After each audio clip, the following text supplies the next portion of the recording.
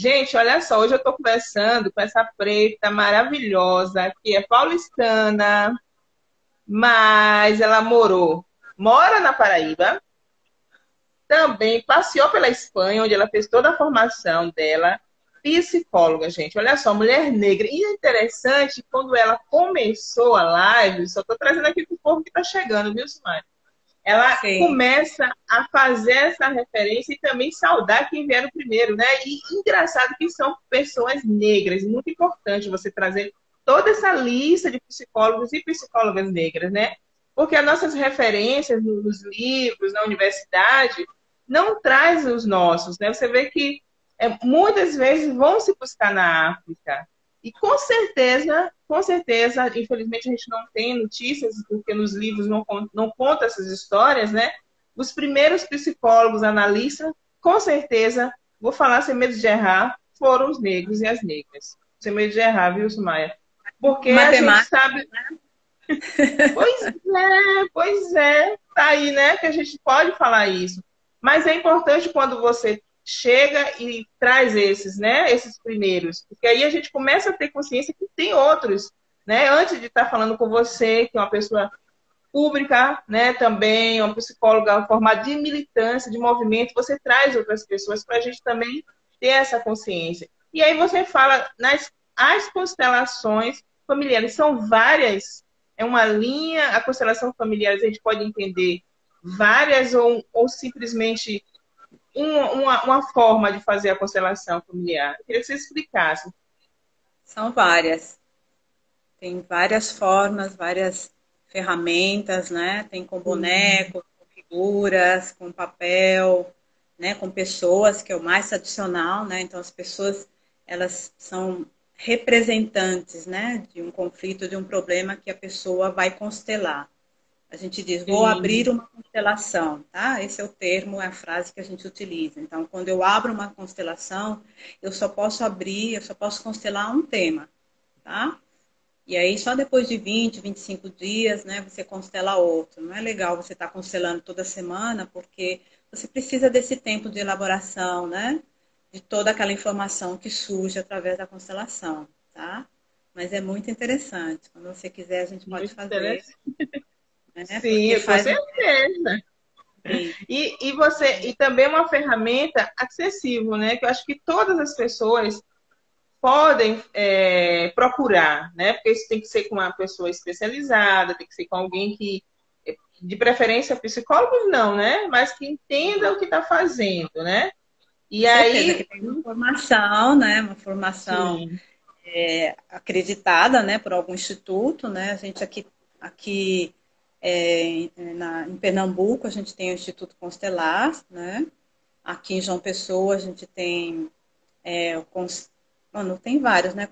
Constela João Pessoa, tem vários grupos já que surgiram a partir dessas formações mais recentes. E esse centro que eu te falei, né, que é o Centro Holístico da Mulher, AFIA, se chama, que significa saúde, e que fica num bairro periférico aqui de João Pessoa, e ela faz formação também há muitos anos de constelação familiar. Então, as pessoas não precisam ter uma formação acadêmica, universitária, para serem consteladores, mas precisa fazer a formação completa, se constelar, se trabalhar, né? Assim como os psicólogos, né? A gente faz psicologia, a gente tem que se cuidar e se tratar para poder tratar e cuidar do outro, né? Então, eu acho que é muito perigoso esses cursos de fim de semana e que a pessoa já sai dizendo que é isso ou aquilo, né? Ok? até porque as pessoas elas vão mexer com emoções, né? E isso é Sonhos, muito delicado. segredos, tabus, né? Violências, maltratos, temas assim muito antigos da infância, adolescência, né? Inclusive da ancestralidade que elas não sabem, mas que afetam o presente, né? Então precisa ter muita ética, muito compromisso, respeito, né, com a pessoa que chega, né? Porque na verdade, Dina, muitas vezes, né, o paciente nos ajuda a nos curar. Essa é a verdade, Sim, tá? Muitas vezes tem pacientes que chegam com uma demanda, com uma queixa, né, que é uma queixa que nós, enquanto psicólogos, ou já passamos ou estamos passando, dependendo também da idade e da formação que você tenha, né? Talvez um recém-formado com 25 anos, 28 anos, obviamente que ele não tem a experiência de uma pessoa de 58 como eu, né? Mas ele igualmente é filho, né? Às vezes está casado ou não está casado, às vezes já é pai ou mãe, né? Mas tem irmãos ou irmãs, né? Então, de alguma maneira, né? Tem vivências que são comuns a todo mundo, né? Tem avô, tem avó, então se chega uma pessoa idosa para fazer um tratamento com um jovem psicólogo ou psicóloga, né? Ele não é avô ainda, mas ele teve uma avó, tem uma avó, um avô, Sim. entende? Então é isso. As pessoas, É. a gente faz troca de cuidados, né? A única diferença é Sim. que, né, nós temos a formação específica acadêmica, né? E a pessoa que vem, não, né? Ou sim, mas como ela está fragilizada, né? Por exemplo, eu sou psicóloga, eu vou fazer a minha psicoterapia, então naquele momento eu deixo de ser a profissional e estou ali entregue, né, ao meu processo, né? Assim como eu não posso ser psicóloga da minha filha, né? Eu sou mãe da minha Sim. filha, por mais conhecimento que eu tenha, né, da psicologia e outras terapias, tá? E também é interessante reconhecer também que o outro, a outra, também traz alguma coisa da sua caminhada, né? E é importante observar porque esse é o aprendizado. Você, na sua posição acadêmica, e às vezes a pessoa que não está nessa posição acadêmica, mas traz a vivência da vida. E aí a gente vai aprendendo, né? É, Nossa, eu tenho atendido mulheres potentíssimas, tenho aprendido muito, né? Mulheres que estão no movimento de mulheres negras há muitos anos, há muito mais anos que eu, sabe? É, de outras áreas, né? Ciências agrárias, por exemplo, né? Então eu aprendo muito, né? Com os meus pacientes, com os meus clientes, né? Eu falo pacientes porque eu trabalhei muito tempo na saúde, aí essa é a terminologia que a gente usa. Agora, no atendimento particular, não, não não. a gente fala o consulente ou o cliente, né? Mas é isso. Não, tá E, tranquilo, eu sei, eu entendo. Esses são os vícios mesmo que a gente acaba adquirindo mesmo. E como você falou, eu milito no movimento de economia solidária aqui em Salvador, né? Entre outros movimentos, verdade. também estou inserida no movimento de economia solidária. E dentro da Sim. economia solidária, Sumaya, a gente percebe muito essa troca que você fala, né? Assim, mulheres bem mais velhas que têm uma caminhada, mas que não passou por nenhum trabalho psicológico, como você está falando, né? Não Psicoterapêutico. fez nem, exatamente, não fez nenhum trabalho nesse sentido, porém, ela traz uma lição de vida, traz uma história de vida, Nossa, superação, né? Várias histórias de superações, né? De muito. mulheres que estavam deprimidas, assim, no fundo do poço mesmo, e aí encontrou uma mola e deu o salto, através da economia solidária, fazendo artesanato, entendeu? E aí uma ligava. Então são assim histórias que eu fico super encantada e dizendo, gente, olha como nós somos fortes, né?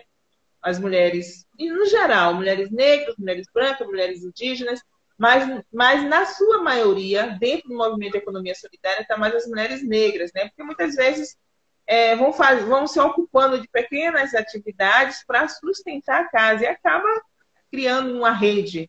E aí, quando Ah, você traz essa questão da troca, é muito importante a gente reconhecer esses lugares, né?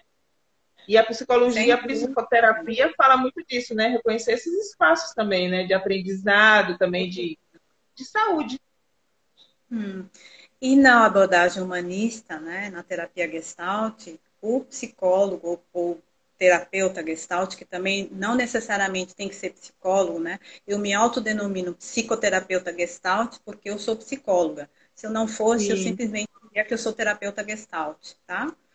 Então, a gente se coloca muito, né? A gente serve também de espelho para o nosso cliente, tá? Muitas vezes a pessoa está verbalizando algo que ela não tem consciência de como está a expressão facial dela, né? Ou ela é incongruente em alguma fala, né? Então, eu digo para ela, olha, com o que você está me falando, eu me sinto de tal maneira, né? Então, faço essa devolutiva para ela. Eu utilizo o meu corpo, as minhas sensações também, tá? Então, a psicologia humanista, né, da terceira força, vamos dizer assim, traz esse elemento novo, que não é aquela coisa fria e distante, né, da psicanálise, né, fria e distante, né, na visão das pessoas que não entendem o método, né? Então, Sim. Muitas pessoas dizem, não, o divã, que o psicanalista fica de lado, nem olha para mim, né? Aquela coisa mais distante, mas é um método, né? Uma teoria tão válida como outras, né? Então, o diferencial da psicologia humanista é esse, né? Obviamente que a psicanálise, né, já não é, a maioria dos psicanalistas já não são ortodoxos como Freud naquele momento, né? Sim, Mas só sim. para trazer um pouco o estereótipo, né, do que as pessoas pensam ou imaginam do que era a psicanálise ou as outras psicologias, vamos dizer assim, né? Então, Interessante, a verdade. palavra paciente também, Dina, Hum, coloca a pessoa como passiva, né? Como que só recebe. Então, vem o médico, vem a enfermeira, vem o psicólogo, vem o assistente social, então, né? E quando você fala cliente ou consulente, você faz com que a pessoa se implique no próprio processo. Então, acho que isso também traz a cura, né? Uma sim, consciência sim. diferenciada do que somente você aceitar algo que é determinado, né? Esse tratamento, vamos dizer assim, né? Tá? É Então, eu verdade, com certeza. corrigir, né? Me corrigir nessa fala, né? E sempre estar colocando a pessoa como ativa no próprio processo de autoconhecimento pessoal, tá? É, E é isso é uma, é cuidado, uma, né? é uma militância, né? Também, né? Você tá, né? É uma militância. E é um trabalho educacional também. Ser terapeuta Sim, é educar as pessoas, né? Para as emoções, para os pensamentos, né? Para a autoobservação, né? Para a elevação da autoestima, né? Tudo isso faz parte do cuidado, do autocuidado, né? Mas eu também queria sim, ressaltar que a gente precisa implicar o Estado, a gente precisa responsabilizar o Estado através das políticas públicas, né? Dos seus governantes, né? Que nós votamos, né? Que eles devem favorecer condições mínimas de sobrevivência para a população, né? E vigiar a manutenção dos serviços de saúde, tá? Que engloba a saúde mental também, obviamente, sim. né? Através do controle social da população, né? Então, só as terapias ou as psicoterapias, elas não fazem milagre, né? Nem a psicanálise, nem os psiquiatras com as medicações, né? Então, precisa de todo um conjunto, né, de profissionais, né, da rede socioassistencial também, né? E a gente tem aí, infelizmente, nesse momento, um desmonte de tudo isso, né? Mas é nossa Verdade. obrigação, né, tá alertando, tá reivindicando o nosso direito, né, desse cuidado, né? O Estado precisa cuidar da população, né? A gente E paga por agora, isso. né? Sumai, agora nesse momento, né? Dessa pandemia, mais do que nunca, né? Praticamente a gente está surtando, né? Porque a gente tá entrando em contato com a gente mesmo e não está sabendo lidar com isso, né? Então, acho que agora, Exatamente. mais do que nunca, o SUS teria que ter terapeutas, homens e mulheres, para poder dar um atendimento, porque não está fácil. Não está fácil para ninguém, né? Eu estou falando de um lugar que eu sei que é uma luta mesmo. Eu tenho meus trabalhos espirituais, né, com as terapias da floresta, né? Isso depois a gente pode conversar, que é essas terapias, né, ayahuascas, que me ajuda também a entrar em contato comigo mesmo, entender, não é fácil também, mas firma um pouco. Mas quem não tem contato, gente, por exemplo, as pessoas que estão tendo que defender alimentação diária, né? Ali tem que garantir o O pão do básico, dia, né? da comida do dia. Imagina que loucura como essas pessoas estão, gente. Então a gente fica realmente preocupada, e que a gente sabe quem é, né? A cor, a raça, quem está na frente disso tudo e quem está tendo que suportar isso, né? Então quero também que você traz um pouco sobre isso também. Claro, então, na pandemia, né, logo no início, né, ressaltavam muito o tema da higienização, água, sabão, álcool 70, né? Quem tinha poder aquisitivo para isso, né? Quem tinha saneamento básico, água, né, água canalizada nas suas casas, né? Quem tem produtos de higiene todos os meses, né? Então, tudo isso faz parte do cuidado, né? Higiene pessoal, alimentação, saneamento básico, a segurança, tá? Sim. O trabalho, o lazer, a cultura, Tudo isso faz parte do cuidado, do autocuidado, e a gente somos merecedores de tudo isso, né? Então, se a gente pensa nessa consciência, né, do autocuidado, é importante que nós, profissionais de saúde, a gente possa ter essa visão ampliada, né? Não adianta vir a pessoa para o consultório de psicologia, mesmo pelo SUS, que é onde eu trabalhei o ano passado também, tanto nas unidades básicas como no hospital de referência COVID, e eu não ter noção do resto dos conflitos que essa pessoa pode estar passando, né? Eu não posso pensar somente no físico, né? Porque às vezes essa pessoa tem outras problemáticas, né, que influenciaram esse físico, né? Que a gente chama de somatização, tá? Então, Sim. às vezes a gente tem um problema que a gente não consegue resolver, né? E a gente acaba somatizando, a gente acaba adoecendo o nosso corpo, tá? E às vezes esses primeiros sinais, né, a gente não percebe, mas que pode desencadear uma depressão, uma ansiedade, né? Às vezes uma dor de cabeça, uma dor de estômago,